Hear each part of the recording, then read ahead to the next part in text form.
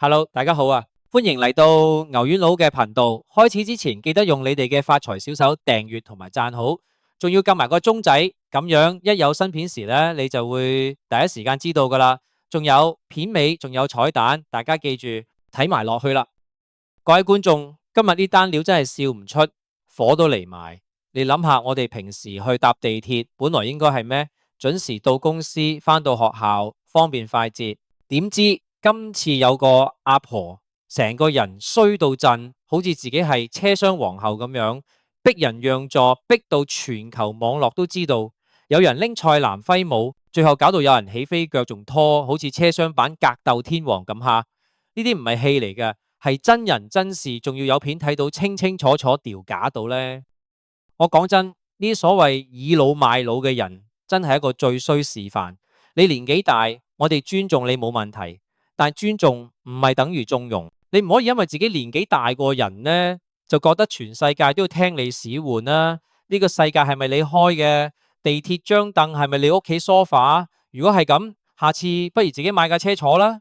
報道話喺台北捷運，香港叫地中啦。一開始阿婆就死死地氣行到去人哋面前，用啲好似必須要讓俾我咁嘅態度，硬係要年輕人讓位。呢啲畫面一爆出嚟，網上即刻引發熱討論，因為啲語氣個手勢唔似係麻煩你，我真係有需要，而係我就係大過你，我有資格命令你嗰種。呢種行為，呢種身體語言，呢種霸道，先至係最大嘅引火線。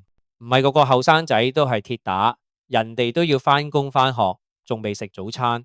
有時返完通宵工周身假，一樣有資格坐低。你用年紀大當護身符，就等於係揸住一部爛車，但係偏偏喺路上霸住條快線，橫衝直撞，見人就必，仲要大聲話我年紀大啊！你唔俾我行就係唔孝順，真人荒天下之大謬啊！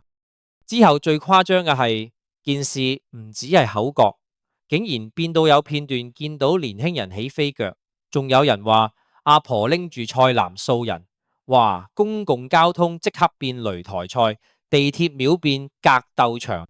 呢啲畫面俾幾多香港人睇到都會覺得哇，點解一個咁少嘅座位問題可以升級到車廂大混戰？根本就係因為開頭阿婆嘅態度太倚老賣老。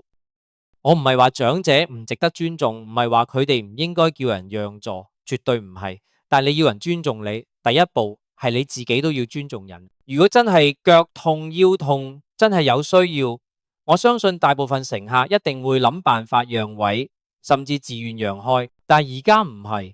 佢係用咗命令式嘅語氣，仲擺到一副老鳳要讓嘅姿態，仲要出手推推撞撞，搞到成件事完全走晒樣。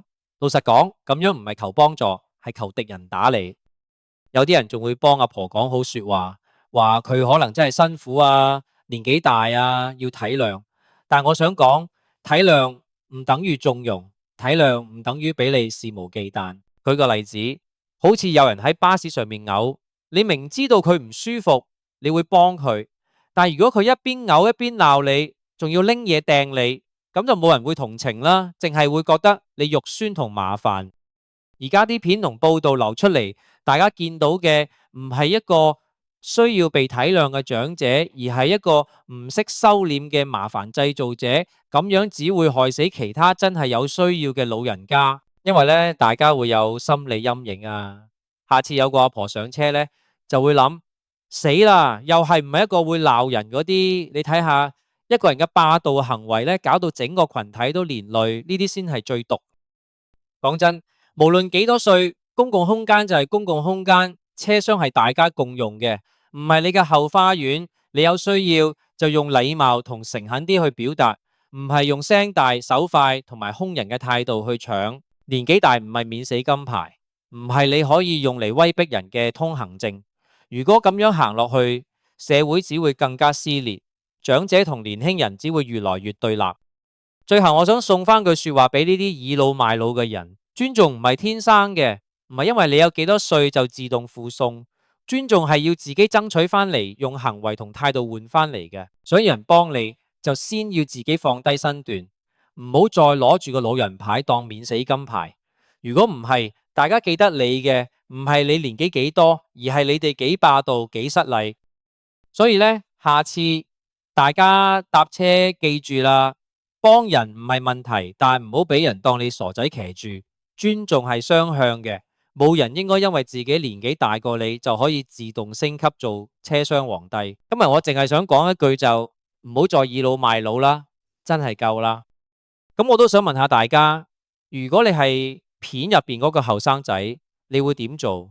係會忍氣吞聲讓座，定係會企硬話唔好意思我都試？又或者你曾經喺巴士、地鐵上邊試過俾人逼讓座未？快啲留言分享下經歷啦，等大家一齊鬧爆呢啲霸道阿婆。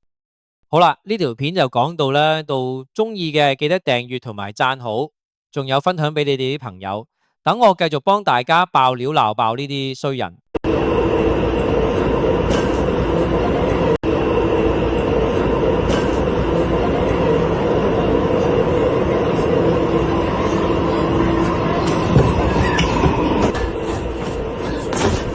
来咔咔咔咔，来阿婆，你这怎么踢的？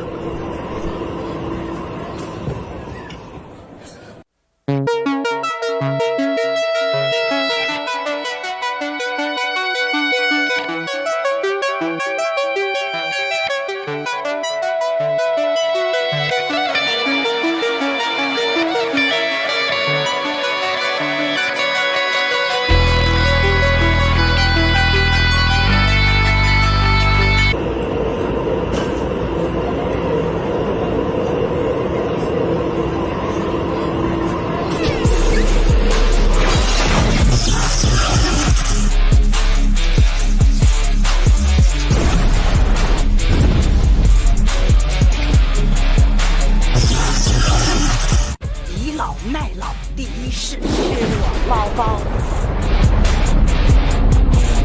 下面给，いつの方可以帮我拿一下吗？